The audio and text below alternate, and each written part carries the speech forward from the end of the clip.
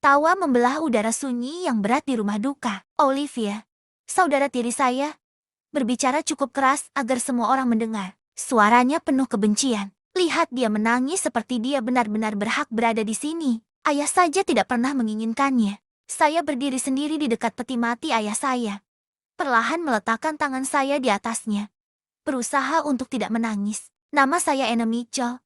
Dan pada usia 32 tahun, saya sedang mengucapkan selamat tinggal kepada satu-satunya orang tua yang pernah benar-benar mencintai saya. Ibu tiri saya, Victoria, berjalan mendekat.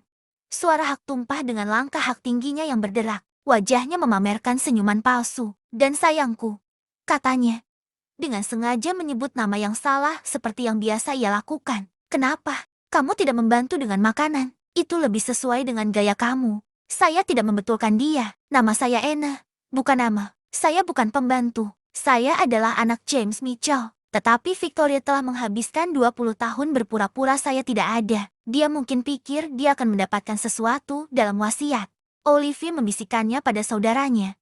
Marcus, seperti ayah saya akan meninggalkan apapun kepada anak pengasuh. Begitulah mereka menyebut ibu saya. Pengasuh.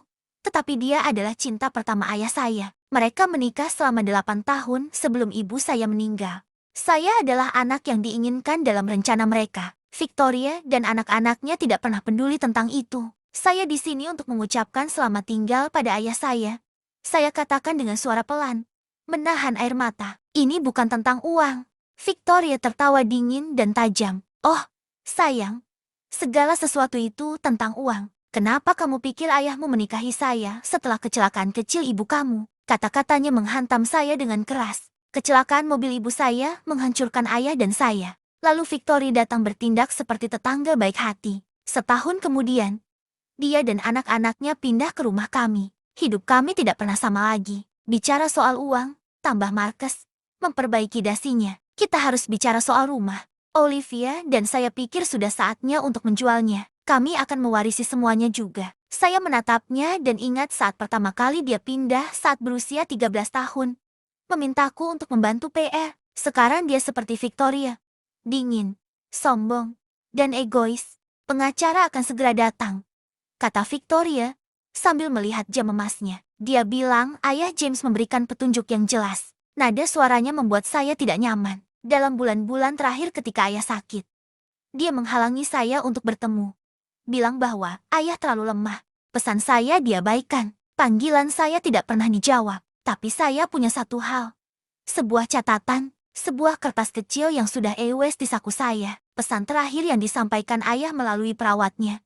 Sandra, sebelum Victoria memecatnya, katakan pada Anna aku mencintainya. Katakan padanya untuk bersabar. Katakan padanya untuk ingat mercusuar. Mercusuar, tempat di mana kami menebarkan abu ibu. Tempat spesial kami. Kami ke sana setiap tahun pada hari ulang tahun ibu hingga Victoria menghentikannya.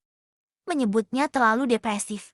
Pada tengah hari, pengacara, Tuan Patterson, datang. Wajahnya tampak serius saat dia meletakkan tas kerjanya. Victoria bergegas menyambutnya, tersenyum seperti seorang janda sempurna. Apakah kita akan mulai? Tanyanya manis. Keluarga sudah siap. Dia mengangguk, tetapi matanya tertuju pada saya. Dia menatap saya dengan sesuatu yang tidak bisa saya namakan. Mungkin bukan iba, tetapi sesuatu yang mendekati itu. Itu membuat senyum Victoria sedikit pudar. Ya, katanya, membuka tasnya. Mari kita baca wasiat terakhir James Mitchell. Olivia menggenggam lengan Marcus, penuh antisipasi. Victoria berdiri di antara mereka, satu tangan di bahu masing-masing seperti keluarga sempurna dalam foto. Saya tetap berdiri di dekat peti mati, memegang catatan ayah dan kata-kata terakhirnya. Bersabarlah. Tuan Patterson membersihkan tenggorokannya. Ruangan menjadi sunyi. Saya memikirkan semua tahun yang saya abaikan. Diperlakukan seolah saya tidak ada. Sebelum saya mulai, katanya, saya harus menyebutkan bahwa wasiat ini diperbarui 3 bulan yang lalu dengan petunjuk yang sangat jelas. Senyum Victoria semakin lebar. Ya, James selalu sangat terperinci. Mari kita dengar. Pengacara mengeluarkan amplop tebal dengan segel di atasnya. Baiklah, katanya. Tapi saya harus memberi peringatan. Ini mungkin mengejutkan beberapa dari Anda. Tangan Victoria memegang erat bahu anak-anaknya. Senyum itu sedikit pudar, dan untuk pertama kalinya sejak ayah meninggal, saya merasakan sedikit harapan. Mari kita mulai. kata Tuan Patterson, merobek segelnya dengan wasiat terakhir James Mitchell. Pertama, kata Tuan Patterson dengan jelas. Saya perlu menjelaskan mengapa wasiat ini diubah. 3 bulan yang lalu, James Mitchell meminta bertemu dengan saya secara pribadi karena dia khawatir tentang apa yang sedang terjadi di sekitarnya. Wajah Victoria berubah pucat. Pertemuan pribadi itu, saya yang menangani semua janji ayah saat dia sakit. Katanya, bukan yang ini. Jawab Tuan Patterson. Pertemuan ini diatur dengan bantuan perawatnya, Sandra.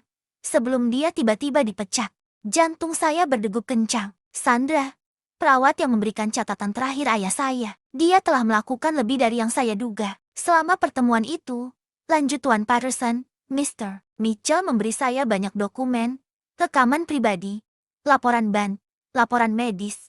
Olivia mengernyit. Apa hubungannya semua ini dengan wasiat? Semua ini, jawab Tuan Patterson, mengeluarkan kertas lainnya. Dokumen-dokumen ini menunjukkan pola kontrol. Panggilan telepon diblokir, pengunjung dihalangi, dan keputusan medis dibuat tanpa prosedur yang tepat. Victoria melangkah maju. Jelas marah. Ini omong kosong. Saya melindungi suami saya ketika dia rentan. Kamu menghalangi ayah dari semua orang.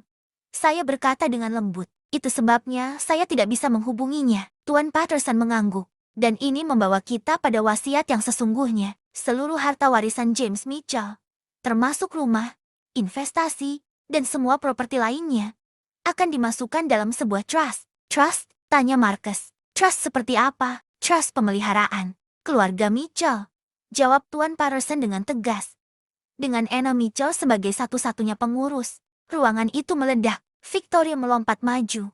Marah, ini bohong. Dia mengubah wasiat bertahun-tahun yang lalu. Saya sudah melihatnya. Kertas yang Anda lihat, kata Tuan Patterson tenang, bukan wasiat yang asli. James tahu dokumennya sedang diawasi. Jadi dia membuat yang palsu untuk mengecoh Anda. Saya teringat catatan ayah. Bersabarlah. Dia tahu apa yang sedang mereka lakukan. Dan dia menemukan cara untuk mengalahkan mereka. Trust ini memiliki aturan yang jelas, kata Tuan Patterson, meninggikan suara di atas teriakan Victoria. Rumah tidak bisa dijual kecuali pengurus setuju. Semua orang yang tinggal di sana sekarang bisa tinggal. Tetapi mereka harus membantu membayar pemeliharaannya. Olivia tertawa pahit. Kamu ingin kami membayar sewa padanya, bukan sewa. Saya berkata, akhirnya mengerti. Bagian yang adil seperti keluarga sejati.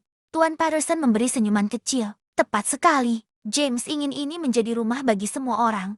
Tetapi hanya jika kalian bisa tinggal bersama seperti keluarga sejati. Victoria berkata tajam. Ini konyol. Kami akan melawan ini. James tidak berpikir jernih. Wasiat ini ditandatangani di depan 2 dokter yang menyatakan dia sepenuhnya sadar dengan apa yang dia lakukan. Jawab Tuan Patterson. Dan dengan semua bukti yang dia beri, saya rasa pengadilan tidak akan mendukung Anda. Saya merogoh saku dan menyentuh catatan ayah lagi. Mercusuar, Tuan Patterson? Tanya saya.